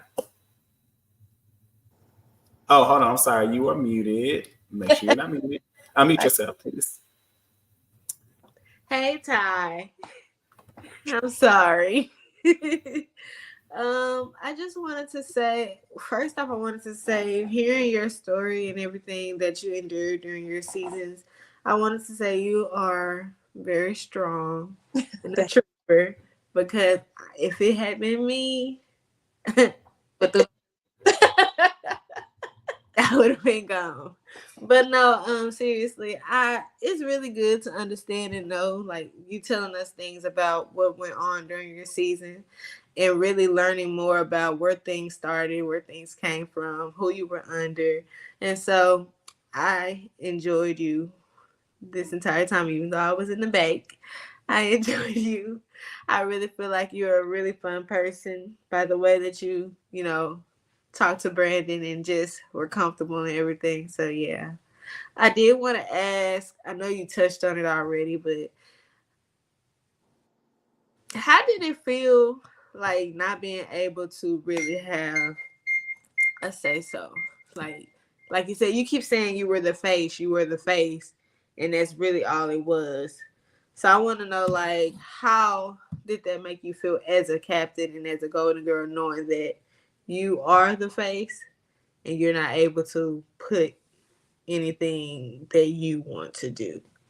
I took a lot of stuff too hard. I had to call and confide in my mama a lot. But my mom didn't, so she didn't understand the passion. Because like you, my mom probably like, why are you still dealing with it? Like, because this is what I want to do. And once again, Zenobia had my back. And like I said, it wasn't disrespect. They weren't. It was just like they didn't have a captain, and they were used to doing what they want to do, or everybody having their input. So now when they come in, I'm like, no, we can't do it like that. We're gonna try to do it like this, and it's like nobody to back it up, or you got to sit out because you ain't got it, or you got to, like, instead of messing up the routine. Because like I come from, when I first get there, it's a lot of structure because you have all these old heads and you got just little me coming in as a freshman. um and then so I'm used to, if the cuts, we stopped doing the cuts before the game. And so I'm like, oh, okay, so everybody gonna perform? Or if I say you gotta sit out and then you go talk to Griff, and next thing you know, you beg out here, I'm like, what am I saying something for? Mm-hmm. Relax. So I'm gonna get you when we working out, or when we marching that shoe. That's when I'm gonna get you. Like, I'm not confrontational because I can take it. I don't have no in between. So I just like to keep things cordial here. I'm gonna say what I say. Y'all don't do it, I'm just like, all right.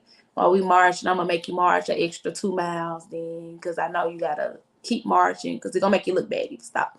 So Yeah. that's stuff. That I will have to do just for me to get some kind of control, because you're in the front. They're going to do it because the people looking at you in the front. So that's like the only time I felt like I was in control. Mm-hmm. When I was leading them in or anything like that. Okay. Is there anything, like, if you would go back today, is there anything like you would do differently? Most definitely. I would definitely put my foot down a lot more. Like, no, I don't care. Like, this ain't that. And I don't know where I was gonna get that strength from, because, like I said, I feel like I was out. It was me. My crafts was. I'm on this island by myself. These group of girls came in together. These group of girls, so it's already groups, and they're thinking like, "Oh, you are, a sucker because I'm with Zenobia," but they don't know that. Like I said, I came in as Zenobia freshman, and I just been with her, and she knows me better than everybody else, and I'm here by myself. I don't have, like, I talk to y'all, but I'm here by myself. So I just feel like I had more power, because I do still think about it sometimes. I had more power than I knew I really had, Mm-hmm. and I should have stuck with, like, stood on it instead of saying whatever. Just no, I should have just stood on it, because, like I said, looking at the criticism, they fought me for it anyway. What I'm saying, I can do 100 interviews, they still gonna look back, or those comments are still gonna be there, and they're gonna be like, "Well, she could have did something about it." No, No, you couldn't. but it is what it is, because it was like a lot of pressure, because a lot of stuff that, another thing that we did back then that they don't do, because they don't even do the Capital City Classic pep rally. So we used to have to get ready. Like, I think that did away with my freshman year. So I was under a lot of strong leadership, and I knew how to be strong. And that's why I feel like a lot of old heads came back to me, like that senior year I told you I hurt myself. They were like, no, get up. Like, Yeah. we got you prepared for this, because we were on, my freshman year was the toughest but best year. We used to have to get up, we didn't have Friday practices before the game, because we had to be at the pep rally at the Capitol, with going head up with Jackson State, and they stopped that after my freshman year. But yeah, I feel like a lot of them were like, you were supposed to stay tough, like we had your back. But I didn't want to bring anybody in. I knew I could have reached out to a whole lot of alumni, like, hey, this is what's going on right here. But I just didn't want to add no fuel to the fire. I'm just like, let me just get through this season. And hence why I didn't want to come back. But I'm like, no, I went down sad my captain year. No, I'm not doing it. So I came back into my position that I wanted to be anyway. And it is what it is. Okay. You said something. I had something to say. Ask you. Hold on. So, do you feel like, I know, like you said, you don't like confrontation, and is it because you feel like people would dislike you, or is it because like you feel like it would cause more like toxicity with the band director and stuff? Like, do you feel like that? Just a dislike, because like I said, it was me.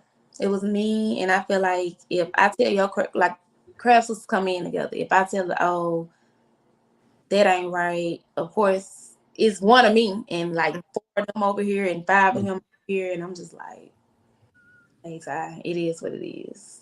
Like, just run the practice as best as you know how. Dang, I wish.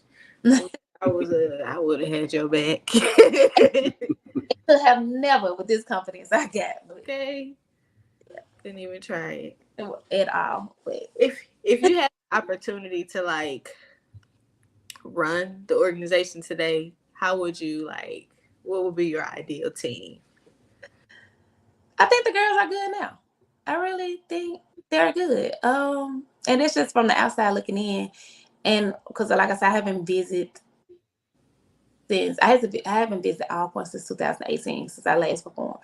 But I feel like they still little young women. They're grown and they're able to. They just need the direction, like, and like I said, what I needed, they just need the backbone. They don't need nobody to sit there and like, you do this, you do that. I feel like they're dancers. They're coming from different backgrounds. They got a lot to show each other. They have a lot to give to the team. You bring a little from your squad. You bring a little from your squad. Y'all get together and put it together and make it Golden Girl style. I feel like they just need somebody there just in case something get unorderly, and they just need somebody to bring the team back together. Other than that, I'll let those girls. The captain, we have a captain for a reason. Okay. We have a co-captain this year, but we have a captain for a reason. And I made her captain because of her leadership. I made her captain because of what I saw her. She's able to lead the squad. So I'm just gonna sit back until my captain come to me and my captain needs me. Okay. I like that. Listen, I've learned. I heard you say you wanted to do the pink uniforms. How did it make you feel when you saw it? Listen, Brandon out loud. Brandon, I'll be like, oh, why did you do that? But like I said, no envy. I love that they got there, because Griff would have never. We have shoelaces. That's the pinkest. That's it. That's it. That's pink shoelaces. We got them shoelaces out those gold boots and spray painted them pink and laid them outside and let them air dry. Look, y'all was gonna get some kind of pink in. We gonna get some kind of pink in. I don't even think he let us wear. Did we ever wear pink headbands? I don't even know. But I know we had pink laces. I just seen that on a picture. I was like, yo, that was breast cancer awareness right there. And I was like, I used to always go counsel to put my little foot on top of the front bleachers. Yeah. Like, y'all see these pink laces. We just spray paint, and then we probably just spray paint them, so your nails probably a little pink from the spray. Yeah. Okay. Laces that we got that I worked hard on, because I couldn't get my pink suits. But what was your favorite uniform that you danced in? I want to say you. I like, if people gonna think I'm weird, I like this. So we had this dress. Story of a dress. We called it Tina Turner. Okay. It's on it. And he made us wear that dress for Capital City Classic. And we marching in with these dresses on, with the fringe, and I was just like, why do we have this? But the next year, without him knowing, I think we got cussed out about it, but we had He cussed out about everything, huh? everything. You go, hello. Hey, we got dress and we made it a crop top. Okay. The under of bottom was, I'm gonna have to send you that Brandon looking like, they look interesting. No, he's already looking it up. I actually already had that video. I just didn't cue it. I played the one with the long form, but I actually have y'all dancing in the field in that two-piece dress that I already knew. I already had. Let me see. And he said we had to march in for Capital City Classic. I died. I was like, why? Because we thought that. So we saw the dress and we tried to hide it. we tried to hide the dress. And we thought he was going to forget. And so we went through all these games. And then we got to Capital City Class. He said, where that dress at? We were like, what dress? He was like, yeah, y'all gonna wear that. I was like, bro, we could have got that dress out the way if we would have known he was gonna remember it. Oh my God. Is this it? Is that it? I can't see it. Yeah, that's what we cut. We cut it up. But it was a dress. It was a dress. And yeah, we cut it up to make it a crop. I like that one. I like the y'all crop. Y'all just not wearing the bottoms, and I don't think y'all not wearing. No, I don't think y'all had the bottoms there. But in another field show, y'all actually had on the bottoms. No, those were the bottoms. That was like the bloomers. Oh, that is the bottoms. Yeah, they like little bloomers. They was. There's another field show y'all did with that top, but the fringe was in the back that matched the front of that one. Oh, I forgot that uniform. I like that. I loved all my little two-piece uniforms. I thought I was sexy. I ain't have listen. Ain't nothing wrong with that. And I also like the white uniform that we have on the picture down. I like that one because I think we end up getting that twice. They end up getting that in long pants. But I love get it. There's another bottom that has the fringe on it too that y'all did on the field. I don't think it was this game, but y'all did it on the field that year. I had it as another field show, but I didn't play it. We tried to outsmart that man. We said we was just gonna hide these uniforms, and he was gonna. It didn't work. That man said he waited up to Capital City Class. He knew it was our biggest game. He was like, so Zenobia came in and was like, we got to wear the dress. And I was like, what? I said to Capital City. She was like, now do y'all want to wear it marching in or on the field? I was like, oh my God, this is so embarrassing. And we just come in marching with long, like dress was like almost to our knees, you know. I said he did us wrong. We used to get done wrong. So did he know, like, when he didn't know until y'all came in on that game right there? Did he just play that you cut it? Was that game or another game? Because I remember being on the bus with that outfit on too. No, he didn't know. We had altered the heck out of that uniform. Hey, because I like it like that. We weren't getting them made like that, and then they got uniforms by the dozen. We'll get maybe 1 or 2 uniforms a season, and then you go into the room and, like I said, pick up those old uniforms, knock the dust off of it, see if you got enough of good uniforms for this squad right here. Because maybe we won't get no uniform, and of course we want those uniforms for Capital City Classic because that's gonna be our big game. Mm-hmm. Yeah. Mm-mm. We was tired of recycling. I have another. Huh? Oh, I'm sorry. I was gonna say, well, I have another clip here. I want to play it and allow you to see it. Like, what are you live, about so to we can see your play? And baby, you know we had to pull one from Capital City Classic. So we see you marching in. We're gonna see you twirl on that field, but now we're gonna see you in the stands, being the face, as you said, and doing what you do. So I'm gonna play this, and then we'll wrap up after this video.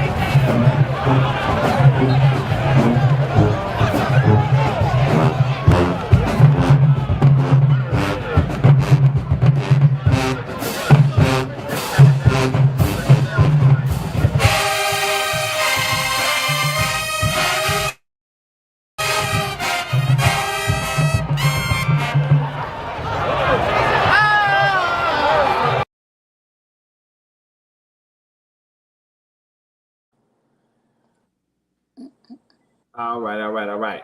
So we got to see that video. Hope that was you right in the front. Listen, Brandon, your eyes is better. I think it was though. It was in the videos that were all you that I was able to find. So I'm thinking it was you. Sometimes it's hard to tell from the quality of the video, but I'm looking at that booty and I think that's you from the butt. I mean, Yeah, the butt is the revealer of this video. That's why it helped me tell because I was like, I can't really tell from the face. And I'm looking and I'm like, okay, she had a big booty and she was skinny, so that had to be her. Because you had everybody on your team beating butt. I'm dead. It be like that sometimes. that's how everybody knew. Hey, hook me up that big booty golden girl. They be like Ty, and I be like, there's some more people on there with a big booty. What are you talking about? Okay. Yeah, that was me in Capital City when I got. So seeing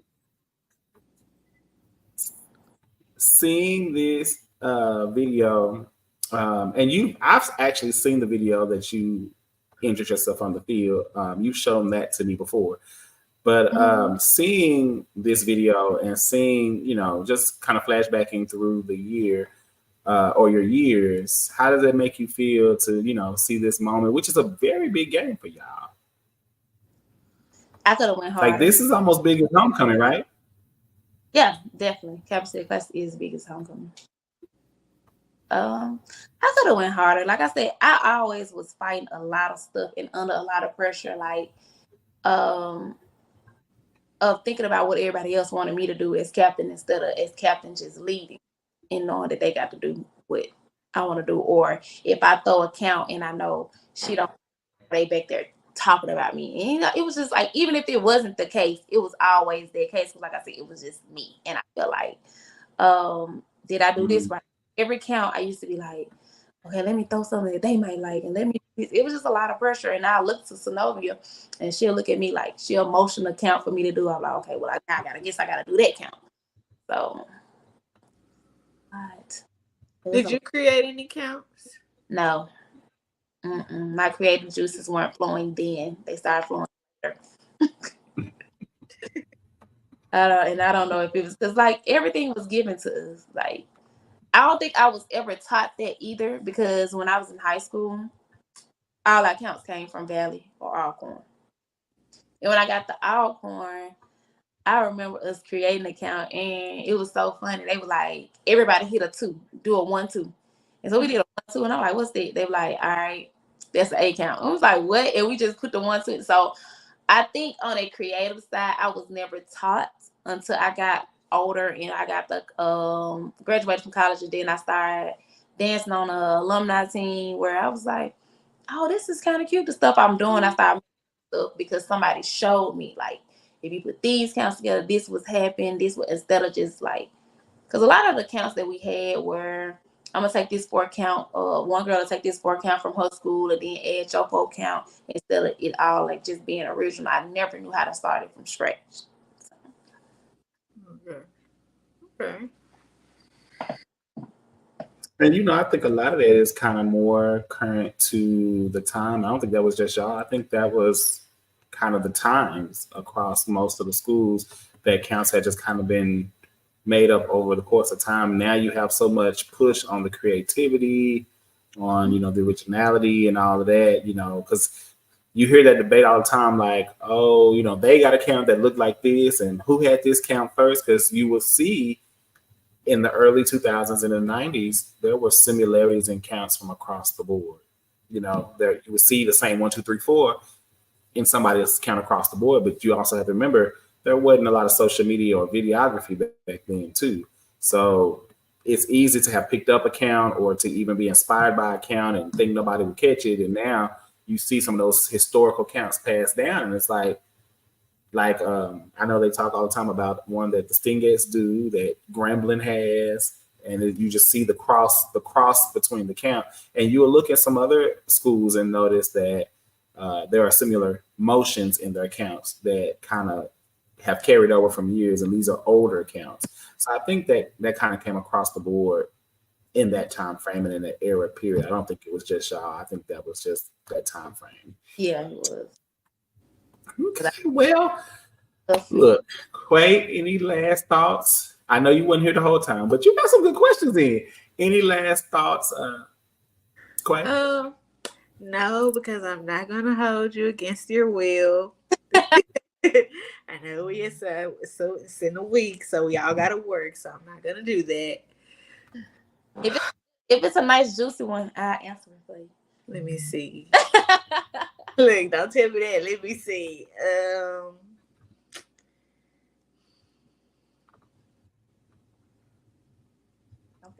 Do you teach dance today? No. Only because the school that I'm at is not our type of dancing. And I will not go in there and show one pop 8 count. I might get fired. Understood. No, I understand that. So when I moved to Dallas because I was in Atlanta for 8 years after I graduated, and I just recently moved to Dallas 2 years ago. I started noticing the dance teams here, but I'm like, no, it's not. What do you think about the dance teams here? I said, no.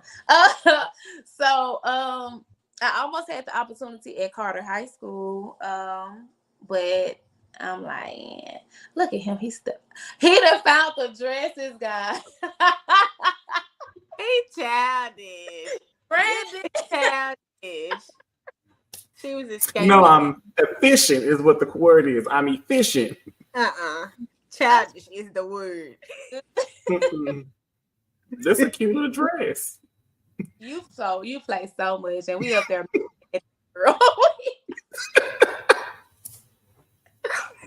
I just need to make sure we saw the dress. This dress has been. It was a big part of our tonight's interview. We got to make sure we see the evidence. You did right by doing what you did to that uniform. Listen, and this was at Jackson. You could tell y'all at Jackson from that bullshit. Bro, I would have been so hurt. I was hurt. You know, we do ramp. So think about us doing our ramp in it. Like, oh. This was Capital City Classic 2009. Yes. Capital City Classic 2009. That was Alyssa was there. Yeah. That was my next year. Alyssa. She's from Natchez. Alyssa is she's the small girl. Was she small? You talking about Alicia? Alicia is from my hometown. Okay. She's the shorter one.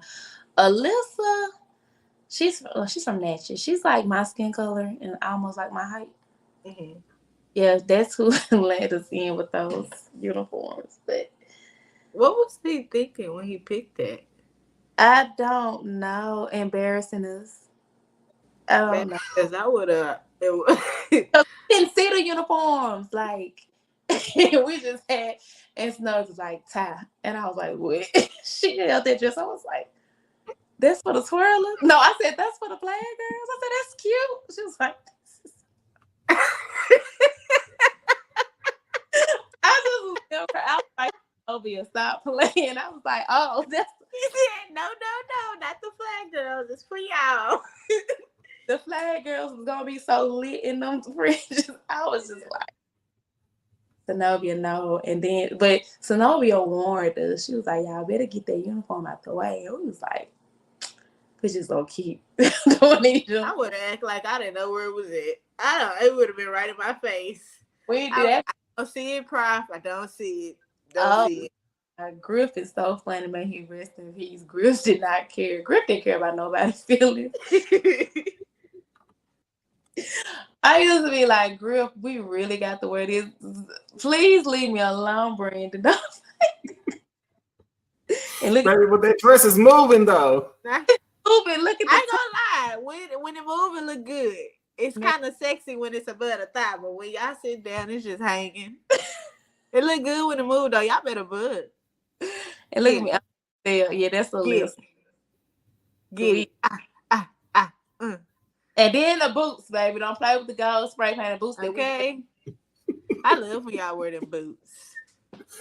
Yes. We had paint on the boots just in case we got a little creased up in there. You got the spray look.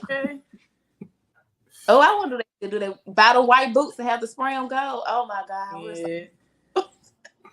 Done it before, so I already know what it feels like. I've sprayed character shoes. Now you can buy them that color.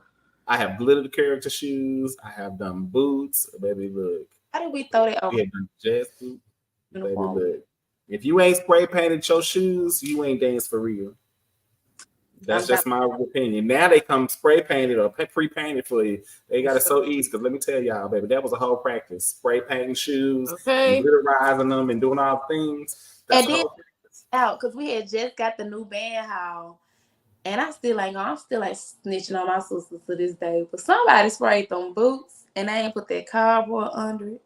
So we had just got that building built. He was upset. Hit that ring. He just all the Golden Girls. We just look. Oh my god! I would have went and bought some spray paint that matched whatever the color the floor was and tried to fix it. Oh, corn girl, that's so 40 minutes away. We wanted to go nowhere. For real. That is a drive. It's a drive. Oh, look at the uniforms. It's just shaking. They just the Tina. I'm gonna buy. You know what? The new Golden Girls that are watching, I'm going to buy y'all that uniform. I'm going to donate that myself to see with that. Like, let's. Because they have been bringing back older style uniforms. They did it 2 years ago. They brought back like a velvet. They brought back a velveteen uniform. Oh, the velvet just was so funky. Oh, because he would never buy us uniforms for when it get cold, and so. I'm thinking, I was like, let's go down there and get that velvet. And Snow was like, the velvet? What, that I wore? Zenobia danced in that velvet. And I was like, yeah, because it's going to be cold. And we'll be warm, but that one arm will still be cold because the velvet was one arm. And I was just like, we can't win here. And then, or we'll have a long sleeve unitard, but our legs still be cold. We just couldn't have a one-piece uniform. We had a Michael Jackson uniform with the zip. Don't go find a uniform, Brandon. It had the white zipper. Look at him, because he over there searching. You can see him too. You see him typing. Get off the keyboard. I kind of like not typing. But I used to want to spray paint the zipper because it was gold. It gave me Austin Powers. It had a collar on it. It was a Austin Powers. And then it came with a gold little bra. But it had that zipper that you zip. We zipped it right there just so you can see that go. I was like, well, why the zipper got to be white? I was so upset. I was like, can we spray paint this? Yeah, spray paint. I was like, and he wouldn't even know. Oh, that's velvet, baby. Don't play with velvet. I like that. I know, baby. Look, the velvet was one of my classic favorite GG uniforms, baby. Cute. If you don't know this uniform, you ain't been watching the GGs. I told you. Y'all looking thick up in that velvet, okay? I better shake it. On there, girl, don't play with that velvet. Okay, I like that. I wear that right now. Yeah, that's Alyssa in the front leading us. Okay, baby. If you don't know this uniform, you don't know the GGs. Because I saw the GGs wearing this uniform, and I used to see them, but this was faithful. Well, we said with the I think GGs, I heard you say y'all, and they was picking up pennies then. Period. Oh, because we was taught not to stand up. I don't know if they still teach us. We was taught just to slide off the bleacher. So that's how we did a lot of our booking. Like you don't see stand up and try to go down. It's just like we sitting here now. We just gonna slide down into this little squat. So. Okay. But you did it too. Ooh. Y'all have legs of character, baby, because guess what? Okay. Well, Ty, any other last thoughts or anything else you want to leave on the floor? I feel like you gave us a lot, but anything else that you want to address that we felt like we did not cover before we get out? Because look, we kind of started having good sideline chat. We forgot it. Sorry. You over there? It's okay. Because where I come from, I need to go do a little research. What am I going to make time? Okay, if you're on a dance team, make time for yourself as well. Because it's a lot. Because I held off on a lot of things because I was a golden girl. I didn't want to do it because I was a golden girl. But you can definitely have to make time for yourself because it will be very overwhelming. A lot of people ask, like, why you don't go home for homecoming a lot? I be like, I don't got no life. I ain't got no life there. Like, Like I go there and I'm just gonna hang with band members. He done found the Baby, I'm quick with the fingers. It's definitely giving Austin Powers, but it it's was sexy. Austin Powers. Listen, It's the Beyonce Austin Powers though. I like it. and Dave better hit it. But Okay. yeah, It's good to see that y'all have like a lot of the counts that the fans love have been in y'all's book for a long time. I think a lot of people don't realize that because they only got popular with the certain, era trends. Yeah. But looking at some of these videos, and I mean, I knew quite a few Gigi counts, but still, from the older book, but still to see a lot of these counts have transitioned decades at this point, or at least a decade at this point, and they still throw these counts to this day.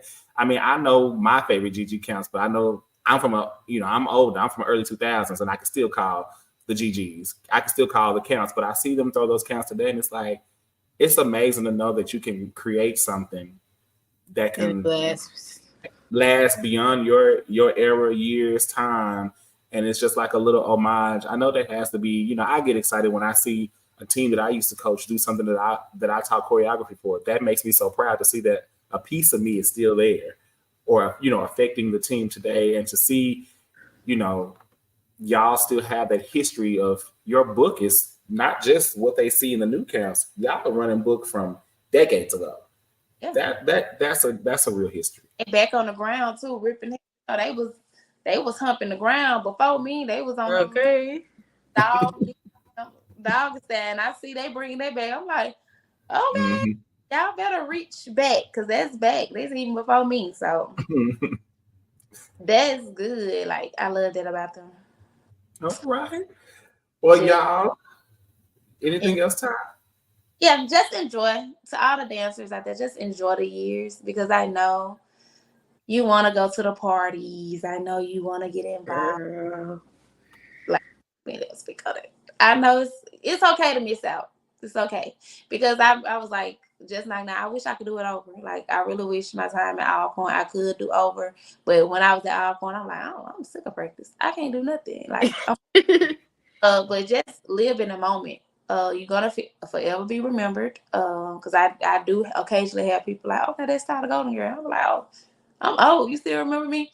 And then I'm like, don't tell my years because my students gonna find out when it was. But to actually do it, and then when my students do find me, so regardless of what all the critics used to say, when my students find out, they're like, okay, Miss McGee, you was that girl. So yeah. Okay, y'all ain't know. That's a little one. Yeah. Have fun in it, live in that moment, and do something with it, build on it. If dancing is what you want to do, build on it. Start now before you graduate, before you don't take no breaks. You're gonna get tired. Just keep living in the moment. That's what's up. Y'all, hopefully you understand the name of it now, why we called it Under the Spotlight, Tied Up. Okay. Her name is Ty, but she literally during her reign was tied up. She couldn't do nothing, y'all. She had no say so. So that just goes to clarify some things. But with that being said, y'all, I really hope that y'all enjoyed this interview, y'all. It has been fun. We started shooting the stuff towards the end, so it just kind of went.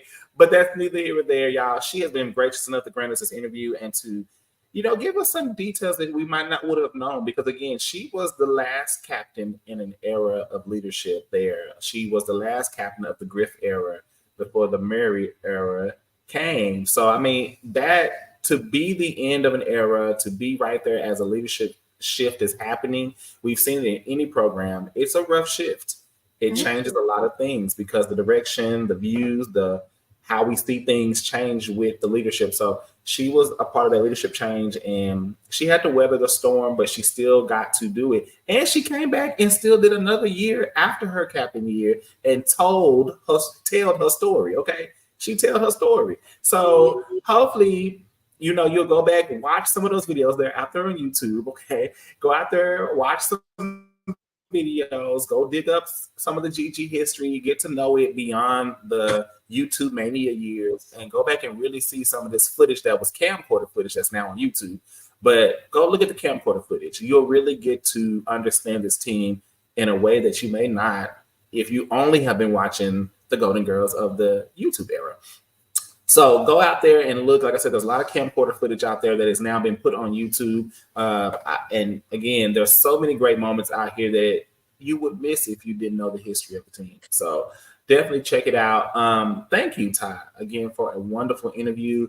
You have been amazing, amazing, amazing, y'all. Make sure you go and like and subscribe to the Passion and Performance Facebook page, Instagram page, and YouTube page. Again, you can make sure to do that by simply going and following us on Facebook at Passion in Performance, at Instagram, Passion in Performance __, and YouTube at Passion in Performance. You can also follow our other Instagram page, which is Auxiliary the Collegiate Way, at Auxiliary _ the Collegiate Way. Auxiliary is AUXILIARY _ the Collegiate Way. All right. Make sure that you continue to support us. Let us know in the comments that you like it. Ask your questions.